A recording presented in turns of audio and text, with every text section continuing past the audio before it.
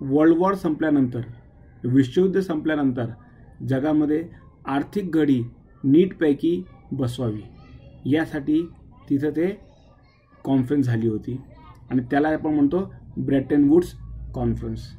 यामध्ये 2 मोठे शिल्पकार होते. एक होते J.M. केन्स. हे 20व्या शतकातील सर्वात मोठे अर्थतज्ञ मानले जातात. महामंदीतून बाहेर येण्यासाठी जो पंप प्रायमिंग हा उपाय त्यांनी सांगितला होता, तोच उपाय वापरून 1930 मध्ये अमेरिका आणि नंतर जगातले इतर देशही महामंदीतून बाहेर आलेले आहेत.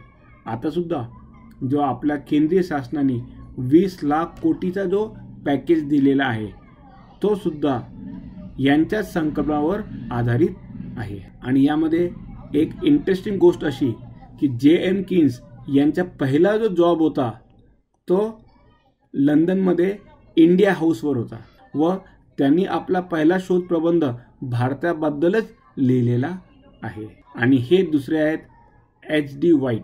हे अमेरिकेकडून अर्थतज्ञ म्हणून उपस्थित होते. या कॉन्फरन्समध्ये वर्ल्ड बँक आणि IMF जागतिक बँक व आंतरराष्ट्रीय नाणेनिधी यांची स्थापना करण्यात आली, पण WTOची स्थापना होता आली नाही व WTO स्थापित करायला आपल्याला 1995 1 जानेवारी 1995 पर्यंत वाट बघावी लागली. म्हणजे यांच्या दोघांमधला गॅप आहे 50 वर्षाचा. आता याच्या मागचं कारण काय आहे ते आपण बघूया. म्हणजे जागतिक बँक व आंतरराष्ट्रीय नाणेनिधी यांची स्थापना 1945 मध्ये झाली, पण जागतिक व्यापार संघटना याची स्थापना व्हायला पुढचे 50 वर्ष आपल्याला वाट बघावी लागली.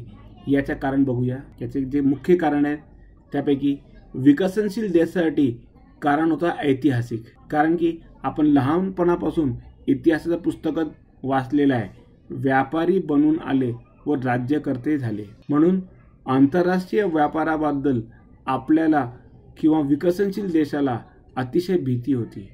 त्यांना वाटत होतं की आपला जे स्वातंत्र्य येतोय ते पुन्हा हिसकावून जाणार का, म्हणून त्यांनी आंतरराष्ट्रीय व्यापार संघटना स्थापन करण्याला आपला विरोध दर्शविला. दुसरं मुख्य कारण विकसित देशांच्या बाबतीत आहे. दुसरा आणि पहिला विश्वयुद्धाच्या मध्ये एक महत्त्वाचा आर्थिक कारण होता तो की बाजारपेठावर कब्जा करण्याचा. जर आपण बघितलं तर जर्मनी, इटली, जपान हे देश उशिरा जागा झाले आणि जेव्हा ते जागा झाले तेव्हापर्यंत स्पेन, पोर्तुगाल, इंग्लंड या देशांनी खूप सारा जागतिक बाजारपेठ व कंट्रीजवर कब्जा करून ठेवला होता आणि म्हणून त्यांना नवीन बाजारपेठावर कब्जा करण्यासाठी पहिले या देशांची युद्ध करणं भाग पडलं. सो आंतरराष्ट्रीय व्यापाराचा हा जो सेन्सिटिव्हपणा आहे त्याच्यामुळे सुद्धा विकसित देश सुद्धा याच्यामध्ये थोडा सांभाळून विचारविमर्श करत होते. पुढचं कारण प्राधान्यक्रम. विश्वयुद्धामुळे पूर्ण युरोप विध्वंस झाला होता आणि त्यावेळी पहिली प्रायोरिटी अशी होती की पुनर्निर्माण करायचं. म्हणजे रोड्स असणार, रेल्वेज असणारे, ब्रिजेस असणारे, हॉस्पिटल्स असणारे, पूर्ण अर्थव्यवस्था पुनर्निर्माण करायची गरज ही आपली पहिले प्राधान्यक्रम होता. म्हणून यासाठी international bank for reconstruction and development, ज्याला आपण वर्ल्ड बँक म्हणतो, याची स्थापना करण्यात आली. यांच्या नावामध्येच आहे रिकन्स्ट्रक्शन अँड डेव्हलपमेंट. चलन विनिमय दरात सुसूत्रता आणण्यासाठी व बॅलन्स ऑफ पेमेंट म्हणजे व्यवहारतोल क्रायसिसमध्ये मदत करण्यासाठी आंतरराष्ट्रीय नाणेनिधीची स्थापना करण्यात आली. पुढच्या कारण जर आपण बघितलं तर त्यावेळी टप्प्याटप्प्यांनी म्हणजे स्टेप बाय स्टेप अप्रोच हा डिसाईड करण्यात आला. म्हणजे डायरेक्टली WTO किंवा जागतिक व्यापार संस्था ज्याला खूप विरोध होत होता तो न करता टप्प्याटप्प्याने त्याची स्थापना करावी. जसं 1947 मध्ये GATT, general agreement on tariff and trade याची स्थापना करण्यात आली. मग याच्याच अनुषंगाने 1979 मध्ये म्हणजे 1979 मध्ये नॉन टॅरिफ बॅरियर्स हा एक करार करण्यात आला. यामध्ये कसं आहे की जर आंतरराष्ट्रीय व्यापारावर आपल्याला निर्बंध आणायचे असेल तर पहिले आपण काय करतो, कर वाढवतो. पण इथं कर न वाढवता सुद्धा आपल्याला निर्बंध करता येणं शक्य आहे. उदाहरण द्यायचं असेल तर आपण बघूया. समजा आता चायनाकडून आपल्या देशात खूप जास्त इम्पोर्ट होतोय, तर तो कमी करण्यासाठी आपण काय करू शकतो? समजा इथे बघू, चायनाकडून आपल्या भारतामध्ये खूपच जास्त इम्पोर्ट येतोय, हा इम्पोर्ट खूपच जास्त आहे, पण तो कमी करण्यासाठी आपल्याला टॅक्स वाढवला पाहिजे, पण WTO नुसार आपण टॅक्स वाढवता येत नाही. पण दुसरं काय आहे, आपण नॉन टॅरिफ बॅरियर म्हणजे करेतर निर्बंध, जसे आपण असं म्हणू शकतो की चायनापासून प्रत्येक येणारा इलेक्ट्रॉनिक गुड्सला ISI मार्क असलं पाहिजे, आणि मग त्यांच्या कंपन्याला आपल्या देशातून ISI मार्क घेणं गरजेचं किंवा आवश्यक पडणार. आणि त्यावेळी आपण काय करायचं, ISI मार्किंगचे जे आपले लॅब्स आहे त्यांच्यामध्ये संसाधनच ठेवायचे नाही, त्यामध्ये लॅब टेक्निशियन द्यायचे नाही, त्यांना मग काय होणार, तारीख पे तारीखच देत राहायची. याच्यामुळे सुद्धा त्यांचा इम्पोर्ट आपल्यावर कमी होणार. हे झाले नॉन टॅरिफ बॅरियर, करेतर निर्बंध. त्याच्यानंतर 1994 मध्ये general agreement on trade in services म्हणजे सेवा क्षेत्रावर करार झाला, आणि trade related intellectual property rights म्हणजे बौद्धिक संपत्ती अधिकार याच्यावर करार करण्यात आला. हे सगळं झाल्यानंतर 1 जानेवारी 1995ला WTOची स्थापना करण्यात आली. असं आपण बघतो की वर्ल्ड बँक आणि IMF यांची स्थापना तर लवकर झाली, पण WTOच्या स्थापना करण्यासाठी पूर्ण 50 वर्ष थांबावं लागलं. आता हे जर लॉजिक क्लिअर असेल तर आपल्याला पाठ करायची गरज नाही. आणि एक्झाममध्ये जेव्हा विचारतात की WTOची स्थापना किंवा जागतिक व्यापार संघटनाची स्थापना केव्हा झाली, तर आपण कधीही कन्फ्यूज होऊन 1945 लावणार नाही. दुसरा प्रश्न याच्यावर असा असतो की ब्रेटन वुड्स ट्विन्स किंवा ब्रेटन वुड्स भगिनी कुठल्या संस्था आहे, तर त्यावेळी 2 संस्था जे निर्माण झाल्या होत्या ते WTO नसणारच आहे. ते कुठले असणार? जागतिक बँक व आंतरराष्ट्रीय नाणेनिधी. सो लॉजिकली अभ्यास केल्यामुळे आपला मेमरीवरचा ताण कमी होतो, आणि कन्सेप्च्युअली जरी प्रश्न ट्विस्ट केला तरी आपण तो चांगल्यापैकी हँडल करू शकतो. आता आपण बघूया WTO इतका विवादामध्ये कशाला असतो. आपण दर 15-20 दिवसात पेपरमध्ये आणि न्यूजमध्ये WTO बद्दल काही ना काही गोष्टी येण्याचे आपण बघत असतो, काही ना काही विवाद चालू असतो. याचं कारण काय आहे? जर याचा जो आपण लॉजिकली विचार केला तर क्लिअर कारण आपल्याला असा दिसतो की WTOची स्थापना हे 1945 मध्ये झाली नसून 1995 मध्ये झाली. हा त्याच्यापैकी एक सगळ्यात मोठा कारण आहे. कसं तर आपण बघूया. वर्ल्ड बँक, IMF आणि संयुक्त राष्ट्रसंघ हे 1945 मध्ये स्थापित झाले. त्यावेळी उपनिवेशवाद आणि गुलामगिरी होती, देश गुलाम होते, म्हणून त्यांच्या म्हणण्याला काही जास्त महत्त्व नव्हतं. विकसनशील देश त्यावेळी स्वतंत्र व संघटित नव्हते, पण 1995 येता येता विकसनशील देश काय झाले, स्वतंत्रही झाले आणि संघटितही झाले. त्याच्यामुळे WTO मध्ये काय झाला, एक देश म्हणजे एक वोट म्हणजे डेमोक्रेसी आली, लोकतंत्र आला. वर्ल्ड बँक, IMF आणि संयुक्त राष्ट्रसंघ यांच्या निर्णयाचे अधिकार संचालक मंडळ किंवा सुरक्षा परिषदेकडे असतात, पण WTO मध्ये हे अधिकार संचालक मंडळाकडे नसून सदस्य राष्ट्र केंद्रित व सर्वानुमती आधारित आहे. म्हणजे एखादी देश छोटा जरी असेल घाना तरी त्याला तितकंच महत्त्व आहे जितका अमेरिकाला आहे. या उलट जागतिक बँक, आंतरराष्ट्रीय नाणेनिधी व संयुक्त राष्ट्रसंघ यामध्ये विकसित देशांची मक्तेदारी अजूनही कायम आहे. उदाहरण बघूया. जागतिक बँकेत देशानुसार मतदानाचा अधिकार. तर 2010च्या सुधारणा आधी जर आपण बघितलं तर अमेरिकेला सुमारे 16% वोट आहे, जापानला सुमारे 8% वोट्स आहेत. ओके, आता 2010च्या सुधारणेनंतर आपण बघू अमेरिकेला पुन्हा तेच वोट आहे, तितके सुमारे 16%, कारण की अमेरिकेने आपला वोट पर्सेंटेज कमी करायला नकार दिला. चायनाचा वोट पर्सेंटेज वाढला, तो 2.7 वरून किती आला, 4.4.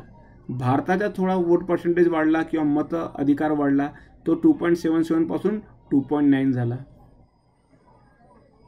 तसेच आंतरराष्ट्रीय नाणेनिधीमध्ये मत अधिकार जर बघितला तर अमेरिकेला सुमारे 16.5% आहे, जापानला 6% आहे, भारताला 2.6% आहे. आता यामध्ये महत्त्वाची गोष्ट अशी आहे की या दोन्ही संस्था म्हणजे जागतिक बँक व आंतरराष्ट्रीय नाणेनिधी यामध्ये अमेरिकेला व्हीटो पॉवर किंवा नकाराधिकार आहे. कारण की या दोन्ही संस्थेचा संविधानानुसार कुठलाही मोठा डिसिजन जर घ्यायचा असेल तर त्यासाठी मिनिमम 85% वोट्स लागतात. एकट्या अमेरिकेला 16%पेक्षा जास्त वोट असल्यामुळे बाकी जरी इतर सर्व देश यस म्हणत असेल आणि अमेरिकेने नाही म्हटलं तर तो प्रस्ताव पारित होऊ शकत नाही. आता इथं आणखी एक बघूया. IMF मध्ये जे 2006च्या नंतर सुधारणा झाली त्यांची अंमलबजावणी बघा, डेट केव्हा आहे, 26 जानेवारी 2016. हे सुद्धा अंमलबजावणीच्या मागे खूप मोठा रोल एक भारताचा आहे. जेव्हा अमेरिकन प्रेसिडेंट भारतात आले 26 जानेवारीला चीफ गेस्ट म्हणून, त्यावेळी त्यांना भारताला गिफ्ट म्हणून ही सुधारणा अंमलबजावणी करायला हिरवा कंदील दाखवलं होतं. म्हणून ही जी सुधारणा आहे ती 2010ला ॲक्सेप्ट झाली, पण 26 जानेवारी 2016 पर्यंत अंमलबजावणी झाली नव्हती. आता आपण बघूया जागतिक बँक समूह. जागतिक बँक समूहामध्ये 5 संस्था आहेत. एक आहे international bank for reconstruction and development. ही मध्यम उत्पन्न गटातल्या देशांना आर्थिक मदत करते. या कर्जाचा जो दर असतो, या कर्जावर जो व्याजाचा दर असतो तो मार्केट दरापेक्षा थोडा कमी असतो. इंटरनॅशनल डेव्हलपमेंट एजन्सी IDA याला जागतिक बँकेची सॉफ्ट लोन देणारी विंडो म्हणतात. सॉफ्ट लोन म्हणजे काय, हे 0% दराने कर्ज देते, पण हे फक्त निम्न उत्पन्न देशांना कर्ज देऊ शकते. हे IBRD मध्यम उत्पन्न देशांना आणि IDA निम्न उत्पन्न देशांना कर्ज देत असते.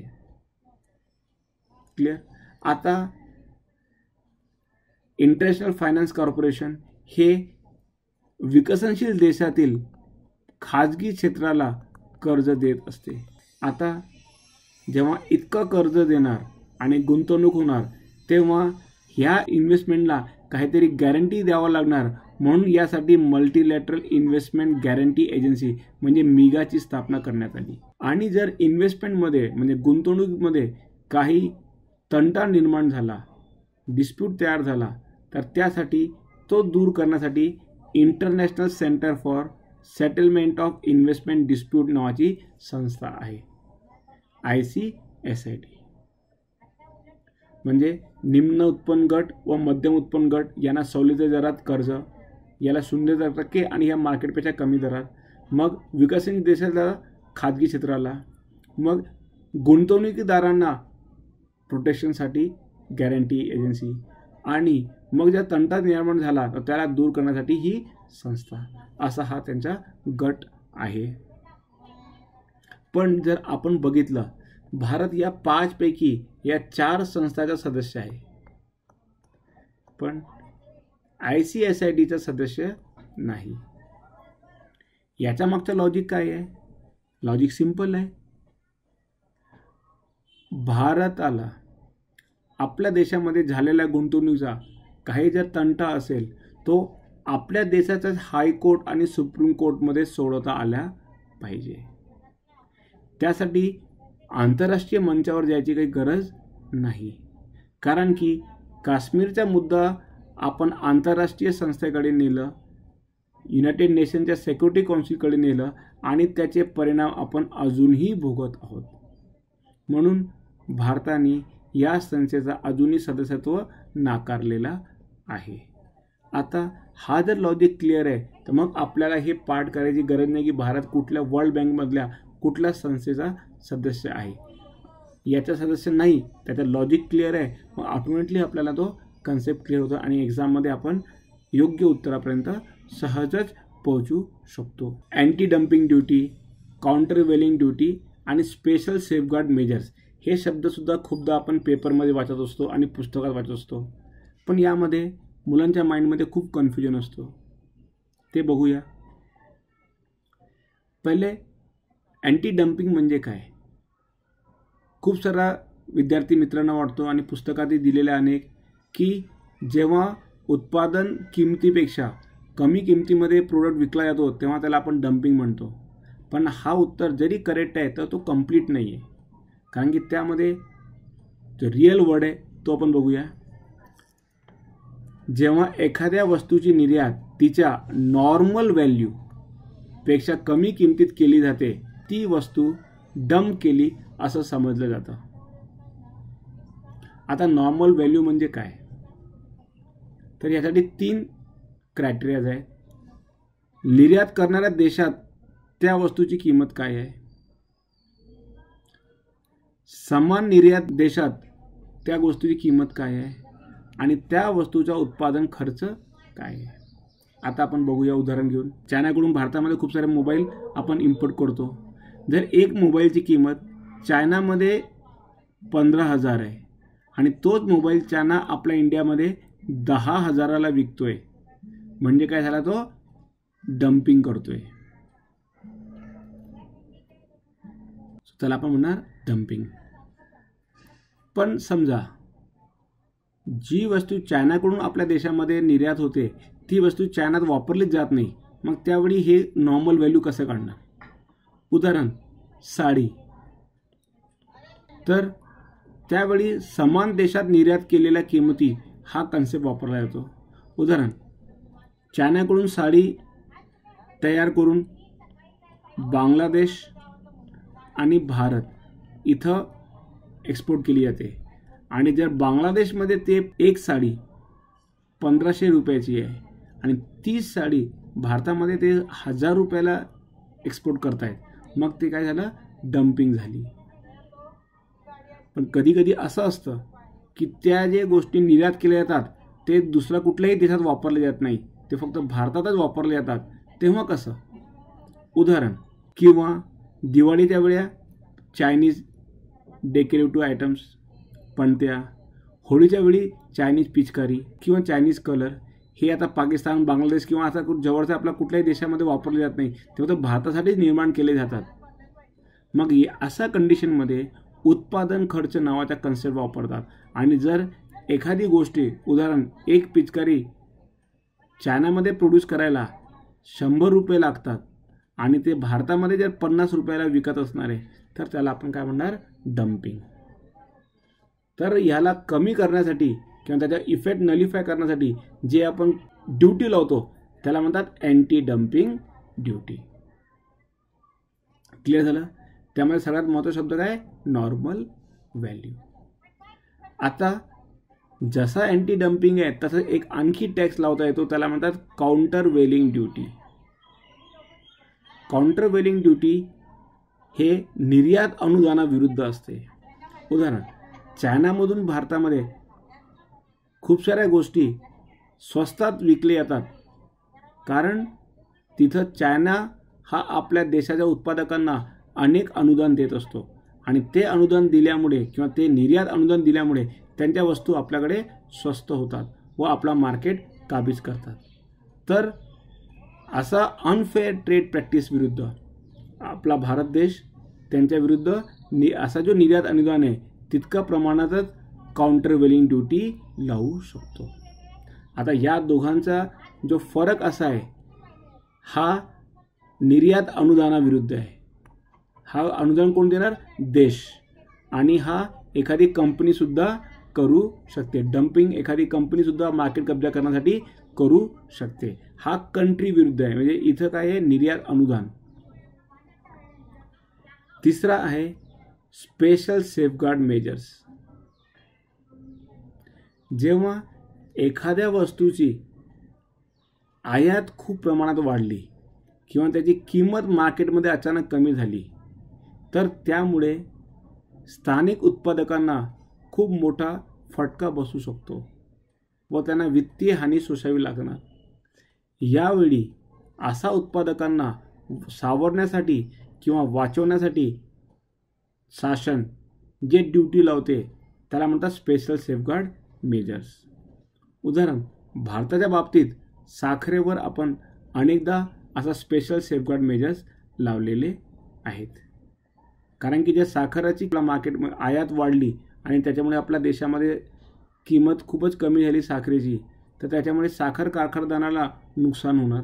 त्यांना नुकसान झालं की ऊस उत्पादकांना पैसे मिळणार नाही आणि या सगळ्याचा इम्पॅक्ट मोठा होऊ शकतो. म्हणून यासाठी प्रिव्हेंट करण्यासाठी स्पेशल सेफगार्ड मेजर्स हे WTOमध्ये दिलेले आहेत. आता याचा विवाद असा आहे की स्पेशल सेफगार्ड मेजर्स केव्हा लावायचे. तर भारताचं म्हणणं आहे की जेव्हा 15% किंमत कमी झाली किंवा आयात वाढलं तर आपल्याला लावता आला पाहिजे. आणि अमेरिकेचं म्हणणं आहे की जेव्हा आयात 45% वाढणार किंवा किंमत 45% कमी होणार तरच तुम्ही लावू शकता. तर हा अजून वाटाघाटीचा इश्यू आणि विवादाचा इश्यू आहे.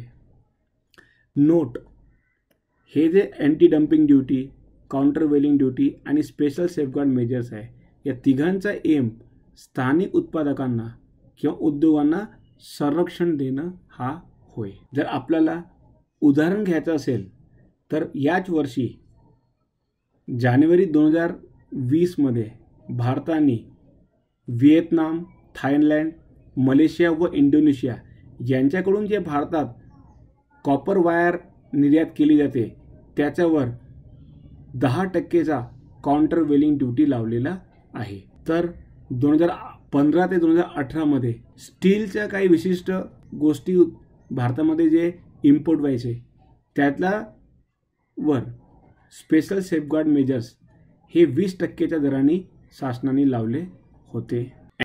ओके मित्रांनो, आता आपण निर्देशांक कसं अभ्यास करायचा त्याच्याबद्दल बघू. हा एक आहे ग्राहक किंमत निर्देशांक. याच्यावर अनेकदा प्रश्न येत असतो. तर हा निर्देशांक दिलेला आहे पुस्तकामध्ये, जसा अन्न, वस्तू, पेय, पान, तंबाखू, इंधन, कपडे, पादत्राणे, घर, इतर अशा गोष्टीला त्यांनी वेटेज देऊन आता 100% असा करून ग्राहक किंमत निर्देशांक तयार केलेला आहे. हा ग्रामीण भागासाठी, शहरी भागासाठी व एकत्रित किंवा राष्ट्रीय लेवलवर आहे. आता हे असं आपण पाठ करण्यापेक्षा जर याला आपण थोडं लॉजिकली बघितलं तर इथं काय आहे, ग्राहक शब्द आहे. त्यानुसार आपण जर बघितलं ग्राहकाची सगळ्यात बेसिक नीड्स काय आहे किंवा मानवाची सगळ्यात बेसिक नीड्स काय आहे, सगळ्यात पहिले अन्न, नंतर वस्त्र आणि निवारा. सो असं न अभ्यास करता जर आपण अन्न, वस्त्र, निवारा या अँगलने अभ्यास केला तर आपल्याला तो समजायला सोपं होणार आहे. जेव्हा आपले या तिन्ही बेसिक गोष्टी किंवा बेसिक गरजा किंवा मूलभूत गरजा पूर्ण झाल्या तर जेवणानंतर आपण करतो पान, तंबाखू किंवा थोडा मादक पेय पितो. आता हे जास्त झालं की आपल्याला गाडीमध्ये टाकून त्याला पेट्रोल टाकून कुठं डॉक्टरकडे न्यावं लागतो, म्हणजे आरोग्य. आणि तिथं मग डॉक्टर आपल्याला जो इंजेक्शन देतो आणि मग त्याचा जो त्रास होतो त्याच्यामुळे आपलं शिक्षण होतो किंवा अशा गोष्टी करायची गरज नाही आहे. जर या अँगलने आपण विचार केला की पहिला बेसिक गरजा अन्न, वस्त्र, निवारा, मग थोडे आपल्या चैनीच्या गोष्टी पान, तंबाखू व मादक पेय यांच्यामुळे मग आपल्याला इंधन आणि मग इतर जसं आरोग्य व शिक्षण, तर आपल्याला हा कन्सेप्ट लॉजिकली अंडरस्टँड करायला जास्त वेळ लागणार नाही. आता याला थोडं आपण खोलवर गेलं तर आपल्याला असं दिसतं की अन्न व वस्त्र यामध्ये ग्रामीण जे कंझ्युमर्स आहेत शहरी उपभोक्त्यापेक्षा जास्त खर्च करतात. बघा, शहरामध्ये अन्नावर जो खर्च आहे 100%च्या फक्त सुमारे 36%, पण ग्रामीण भागामध्ये त्याच्यापेक्षा खूपच जास्त महत्त्वाचं आहे, ते 54%च्या अराउंड आहे. त्याचं वस्त्र इथं 7.5% आहे, इथं सुमारे 5.5% आहे.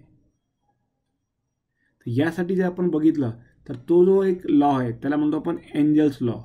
याचं कारण असं आहे की ग्रामीण भागामध्ये गरिबी जास्त असल्यामुळे उत्पन्न कमी असतो आणि त्यामुळे खर्च जो असतो तो सगळ्यात जास्त अन्नावर होतो. तसंच आपण पुढे गेलो तर आपल्याला दिसतो की शहरी भागामध्ये जरी खर्च जास्त असणार अन्नावर, उदाहरण ग्रामीण भागामध्ये एक गरीब कुटुंब आहे तो 100 रुपयापैकी सुमारे 52 रुपये आपला अन्नधान्यावर खर्च करतो आणि शहरी भागामध्ये एक कुटुंब आहे तो सुमारे 72 रुपये खर्च करतो एका महिन्याला अन्नधान्यावर. पण ग्रामीण भागाचे कुटुंबाचे उत्पन्न 100 रुपये आहे, म्हणून त्याचे 52% रुपये खर्च होतात अन्नधान्यावर. आणि शहरी भागाच्या कुटुंबाचे उत्पन्न जास्त असते, सुमारे 200 रुपये. त्याच्यामुळे टक्केवारीनुसार तो फक्त किती खर्च करतो? 36%. आणि आता आपण जेव्हा निवाराकडे आलो तेव्हा आपण बघतो की शहरी भागामध्ये सुमारे 22% जो खर्च आहे तो रेंट म्हणजे भाड्यावर जातो, आणि या उलट ग्रामीण भागामध्ये तो 0% आहे. कारण की आपण शाहरुख खानचा स्वदेश मूवीमध्ये बघितलं होतं की तो कुटुंब खूप गरीब असतो तरी पण तो शेतावर राहतो. कारण काय? होल वावर इज आवर. ग्रामीण भागामध्ये राहण्यासाठी शेतावर जागा भेटतात, त्यासाठी भाडं द्यायची गरज पडत नाही. या उलट सिटीमध्ये कमी जागेत जास्त लोक असल्यामुळे तिथं रेंट खूप जास्त असतो. जे आपले विद्यार्थी पुण्यामध्ये राहत असणारे त्यांना माहिती आहे, एक छोट्याशा कॉटसाठी 2,500 रुपये, आणि मुलींना तर काही काही हॉस्टेलमध्ये एक कॉटसाठी 5,000 रुपयेसुद्धा भाडं द्यावं लागतो. आता पण बघूया, ग्रामीण भागात गरिबी जास्त असल्याने उत्पन्न कमी आहे आणि अन्नावरच्या टक्केवारीनुसार खर्च जास्त आहे. तर निवारावर खर्च त्यांचा सुमारे 0% इतकाच आहे. कारण की आपण त्याला म्हणतो ना, होल वावर इज आवर, वावरवर राहता येणं शक्य आहे. पण शहरी भागामध्ये हा खर्च अतिशय जास्त, सुमारे 22% आहे, आणि मोठ्या सिटीमध्ये त्याच्यापेक्षाही जास्त असतो. तसं अन्यमध्ये सुविधामध्ये आरोग्य व शिक्षण यांचा समावेश आहे. स्पेशली 1991च्या आर्थिक सुधारणानंतर ग्रामीण भागामध्ये सुद्धा आणि गरिबी कुटुंबामध्ये सुद्धा खाजगी डॉक्टराकडे जाण्याचा व खाजगी इंग्लिश मीडियम शाळेत मुलांना पाठवायचा हा कल वाढलेला आहे. इरफान खानच्या पिक्चरमध्ये आपण तो बघितलेलाच आहे. यामुळेच तेंडुलकर समितीने सुद्धा गरिबी रेषेसाठी एक निकष म्हणून आरोग्य व शिक्षणावरचा खर्चही जोडला होता, आणि हा खूपदा प्रश्न येत असतो. राज्यसेवा पूर्व आणि मुख्यालय आहे त्याचा STIला हा आलेला प्रश्न आहे. याचं लॉजिक आपल्याला असं करता येणं, समजता येणं सहजच शक्य आहे. हे सगळं 1991 नंतर खूपच जास्त वाढलेलं आहे. तसंच घाऊक किंमत निर्देशांक जर आपण बघितलं तर यामध्ये फक्त पहिली गोष्ट आहे, वस्तू असतात आणि सेवा नसतात. सिंपल लॉजिक आहे. आपण सेवा घेताना उदाहरण डॉक्टरकडे जातो आणि असं म्हणत नाही की मला होलसेल भावामध्ये ट्रीट कर, किंवा शाळेत शिक्षणाला टाकताना आपण असं म्हणत नाही माझ्या मुलाला होलसेलच्या भावात शिकून द्या, किंवा केस कापायला गेल्यानंतर सांगत नाही की माझे पूर्ण केस कापून टकलं करून टाक होलसेलच्या रेटमध्ये. म्हणून इथं सेवाचा समाविष्ट नसतात. आता इथं दिला असतो उत्पादित वस्तू, प्राथमिक वस्तू, इंधन. आता यालासुद्धा असं विचार न करता जर थोडं आपण लॉजिकली बघितला तर प्राथमिक वस्तू म्हणजे काय?